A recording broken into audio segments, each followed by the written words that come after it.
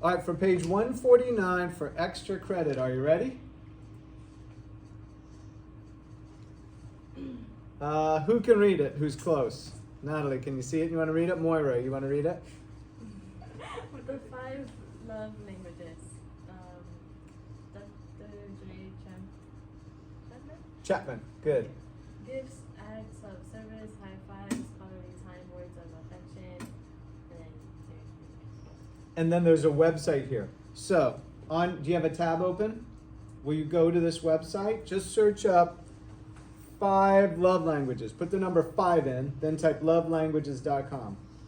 5lovelanguages.com. Then there's a /quizzes/2. You can take the quiz. All right, so how many have heard of the 5 love languages by Dr. Gary Chapman? I know there's one person. Okay, I mean, I'm happy to have one person, right? It's quite famous as maybe among, I guess, older people, maybe. So, 5 love languages. Here, pass this around. See it at the bottom there? And it'll say quizzes. So,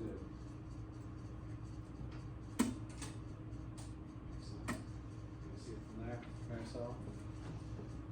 Okay, Carrie, do you know the 5 love languages off the top of your head? Words of affirmation, Okay. quality time, acts of service, receiving gifts, and I forgot the last one. I think it's the last one. I call it high fives.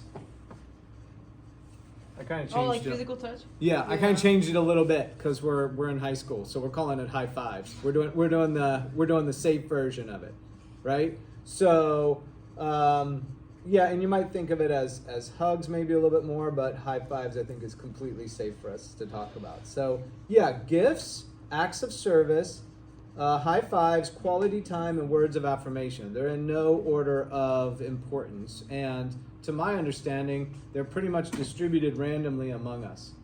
All right? And there's more, but just limiting things to 5 gives us the ability to deal with it, right? If you just go, oh, there's going to be 5, let's just take it as that. Yeah, there could be a lot more, but let's deal with that. So the concept is this. If your love language is, say, acts of service, that's where somebody does things, like think of me taking out the trash, right? That's an act of service, right? If your love language is acts of service and another person's is, say, quality time, and you try, because you think acts of service is important to you, you do that for the other person, but the other person needs quality time and they do that for you, you're like this, right? You're missing each other.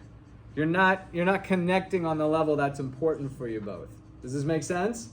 And so, in a relationship where humans are involved, right, this is the kind of thing that happens. Different things are important to different people, right? So the 2 things you want to do is, number 1, try to understand your love language. What is yours, right? And number 2, try to understand the people around you. Maybe it's your parents, right? If they have a certain love language and you try to, you write them a great, let's see, words of affirmation. You write them a great card you write your mom a great card for Mother's Day, but your mom's, idea of love language is quality time. They just want to sit with you and talk, right? They just want to spend time with you. So the card kind of is a very nice gesture, but for them it doesn't didn't quite hit the middle of the target. Does this make sense? And his theory is crazy enough that it kind of works. So he used it as, I think, a marriage counseling method for years. And then he wrote a book, and he's been doing it, I think, for 30 or 40 years, a long, long time, right? So it's kind of a famous idea. Does anybody, who can see the website? Did you get to the website? Are you taking the quiz? Okay, who wants to take the quiz but you didn't get the website yet? Marisol, you got it? Okay. Lucia, you want to take it? Okay, nice. Shaolin, are you trying it? Are you trying? Did it. You did? Yeah. What did yours come out? Are you willing to share? Yeah, 1 second. Quality time. Quality time. So do you find that with your friends you'd love to just spend time, maybe talk, maybe the deeper the conversation, the more enjoyable for you? Do you find that resonates with you? Yeah. Okay. So pretty interesting. Do you have a parent or maybe a sibling or maybe a friend who kind of doesn't get that and tries to do different things with you where you're like, I don't enjoy it as much? No. Okay, fair enough. So, if that were the case, then you could go to that parent and say, hey, I've discovered I really appreciate quality time. So if somebody says to you, hey, it's your birthday, what would you like for your birthday? Maybe you find a way to say, well, let's just go, I don't know, what would be an expression of quality time for you? Let's go to the park and talk or something, right? So for you, that would meet your needs, right? And then you're looking at the people around you, trying to find out their love languages and trying to work with them on their basis. Moira, did you find the quiz? Okay. Natalie, did you want to try the quiz? Pretty close. You know already? No, notes. Oh, you're doing other things? Yeah. Got it. Okay. All right, fair enough. Well, here's what I wrote. The assignment is to go for bonus on 149 is write about what you believe your love language to be. Do those around you know that is your love language?